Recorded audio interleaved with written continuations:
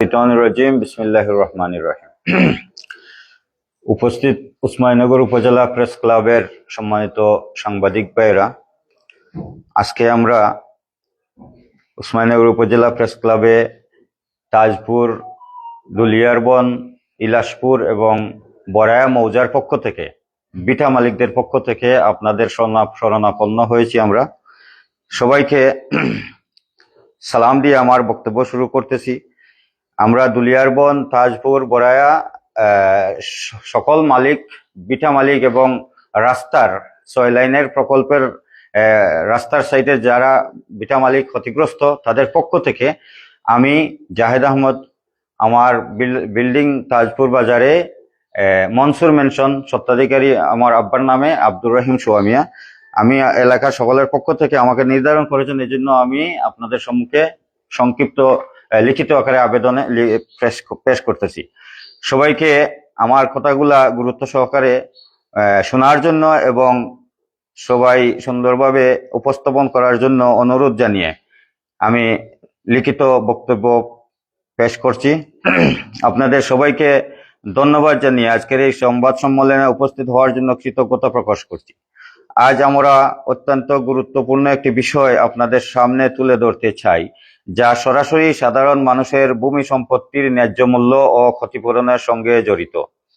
অশেষ শ্রদ্ধা, যথাবিহিত সম্মান প্রদর্শন পূর্বক বিনীত নিবেদন এই যে, আমরা নিম্নে স্বাক্ষরকারীগণ উসমানীনগর উপজেলাধীন তাজপুর ও গোয়ালাবাজার ইউনিয়নের স্থায়ী বাসিন্দা, ঢাকা সিলেট মহাসড়ক সম্প্রসারণ প্রকল্পের আওতায় LA মামলা নম্বর 06/2021-22 ও 08/2021-22 মূলে আমাদের মালিকানাধীন ভূমি ও ভূমির উপরস্থ অবকাঠামো অধিগ্রহণের জন্য ধারা 7-এর 1 নম্বর উপধারায় দ্বিতীয় নোটিশ প্রদান করা হয়েছে।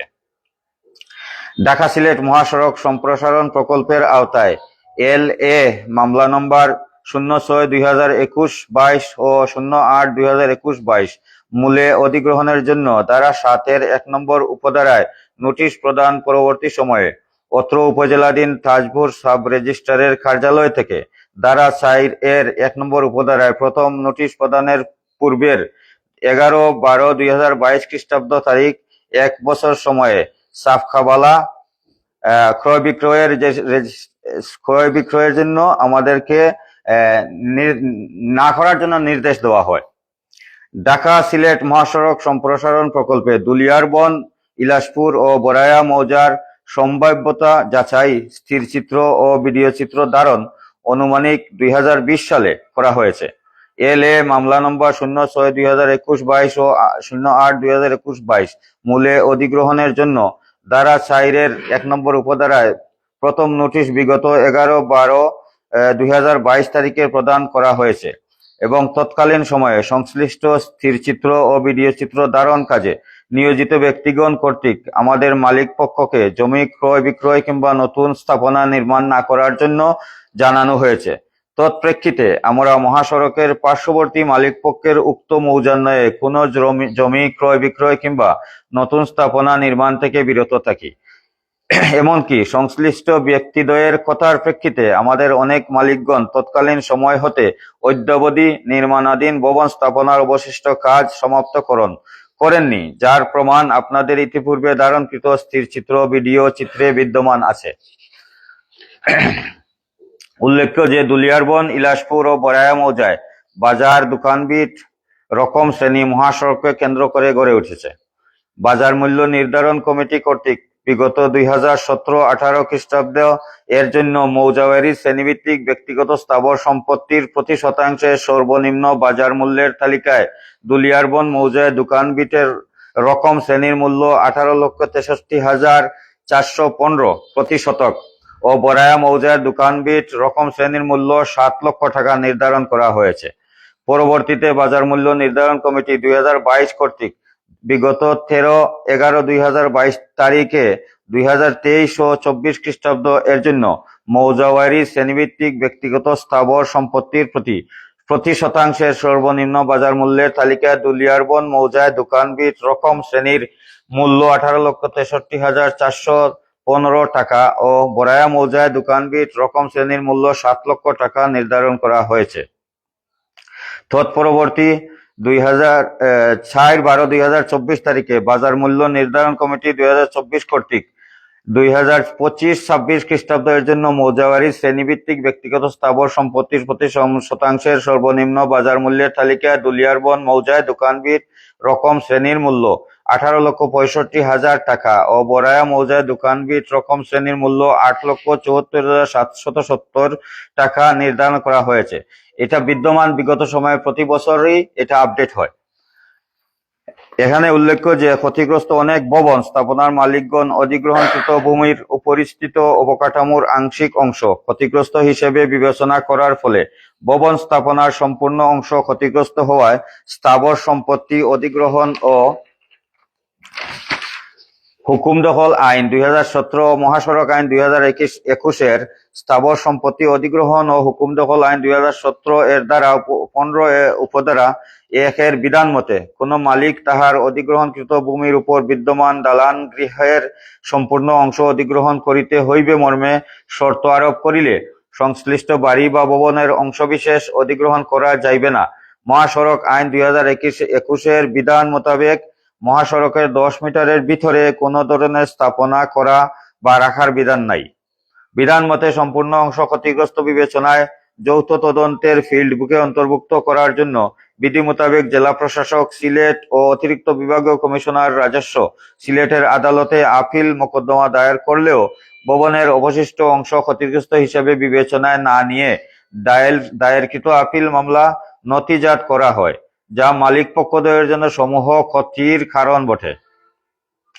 এমত অবস্থায় তাজপুর সাব রেজিস্ট্রি অফিস বাজার মূল্য নির্ধারণ কমিটি কর্তৃক মৌজাবাড়ি শ্রেণীভিত্তিক ব্যক্তিগত স্থাবর সম্পত্তির প্রতি শতাংশের সর্বনিম্ন বাজার মূল্যের তালিকায় দুলিয়ারবন ও বরায়া মৌজায় দোকানবিট রকম শ্রেণীর সর্বনিম্ন বাজার মূল্য নির্ধারিত থাকার পরেও উক্ত মৌজাদ্বয়ের গণপ্রজাতন্ত্রী বাংলাদেশ সরকার ভূমি মন্ত্রণালয় অধিগ্রহণ 2 অধিশাখা এর 14 ফেব্রুয়ারি 2021 তারিখের 31/00/0486868056192 নম্বর পরিপত্রের আলোকে আমাদেরকে দোকানবিট রকম শ্রেণীর ক্ষতিপূরণ প্রদান করা কোনোভাবে যৌক্তিক নহে।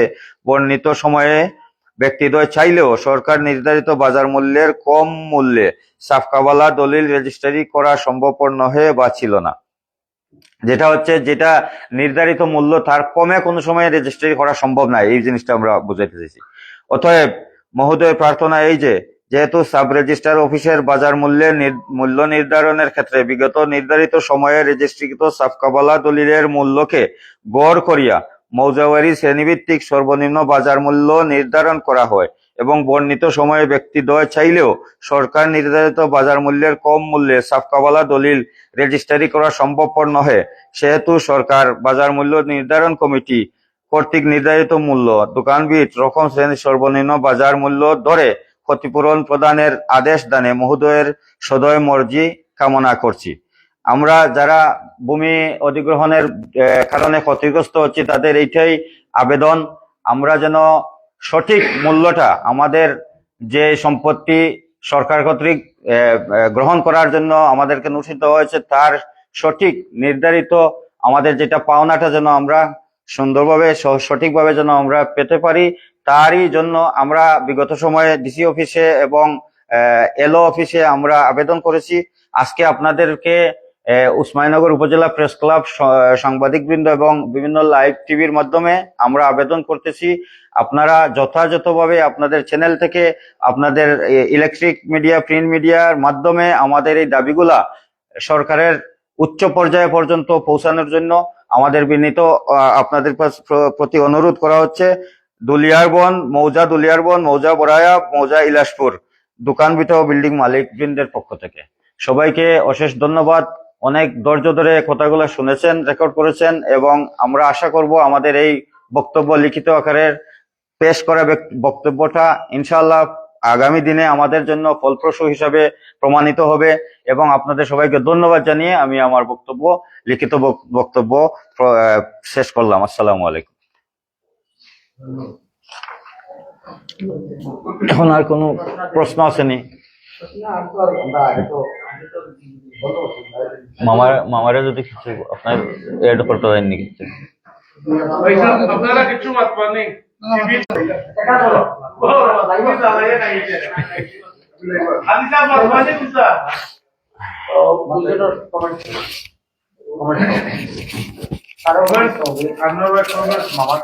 ওই আমরা ন্যায্য দাবিটা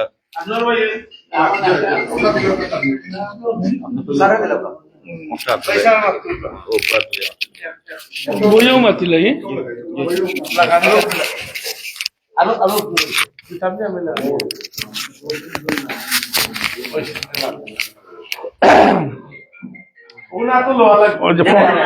ফোনটা বন্ধ করুক না।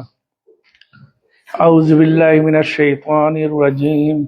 বিসমিল্লাহির রহমানির রহিম।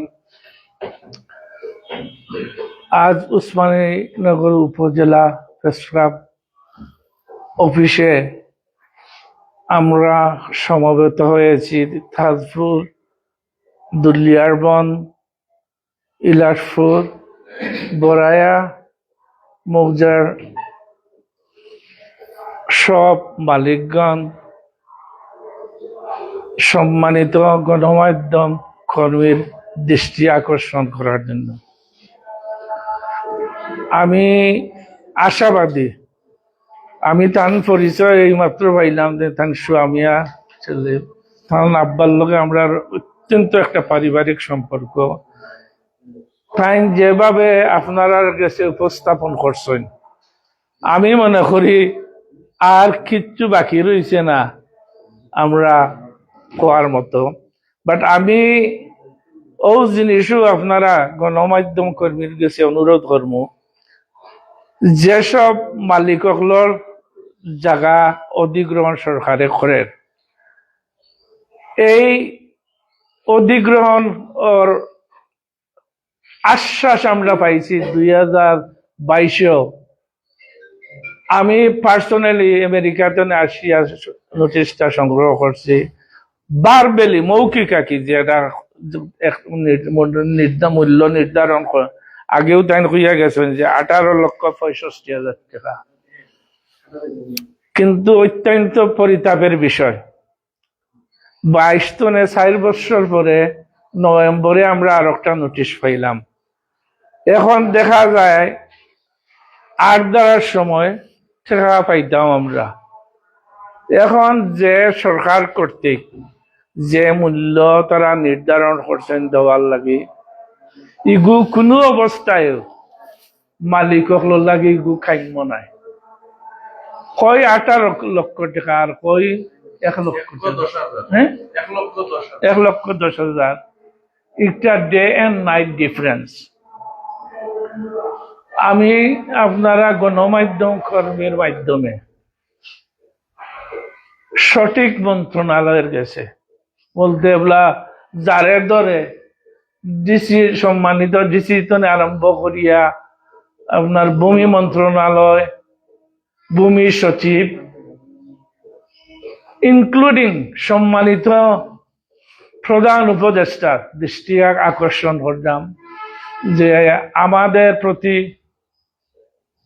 উনাদের সদয় যাতে হয়, আমরা প্রকৃত মূল্য পাই, এই অনুরোধ আমি আপনাদের মাধ্যমে জানাচ্ছি। এইখানে অনেক সুন্দর বক্তব্য বা উপস্থাপন করছেন, সবকিছু উনি বলে ফেলেছেন। আমি আর এর বেশি বলতে চাই না, বাট আমি বলবো আমি ভাগ্যবান। আমি অনেক দিন পর আজকে উসমানীনগর উপজেলা প্রেস ক্লাব হয়েছে, দেখছি মাঝে মধ্যে নিউজও আমার পুত্রায়ও পাঠাইন, অনেকে পাঠাইন, আমি সবরে চিনি না, বাট আপনারা নিউজ পাই আমরা গর্বিত এবং গর্ববোধ করি আপনারা নিয়ে, যে আপনারা যে দেশের কথা, মানুষের কথা তুলরা। আগে কিন্তু এই সুযোগটা ছিল না, বুঝছেন। আপনারা এই গণমাধ্যম কর্মী হলে একটা প্রেস ক্লাব করায়, যে সাধারণ মানুষ যে এত উপকৃত হয়েছে, বিশেষ করে আমি মনে করতাম আজকে আমরা আপনার এই লেখালেখির ফলে আমরা উপকৃত হইব। আমি আপনারা আর মূল্যবান সময় নষ্ট করতাম না। সকলরে অশেষ ধন্যবাদ সালাম জানাই আমি বিদায় রাখলাম। আর আমার কথাবার্তায় যদি কোনো ধরনের ভুল ত্রুটি হয় ক্ষমা সুন্দর দৃষ্টিতে দেখো। আসসালামু আলাইকুম। ও আমার তো পরিচয়টা দিতে হবে। আমার তো পরিচয়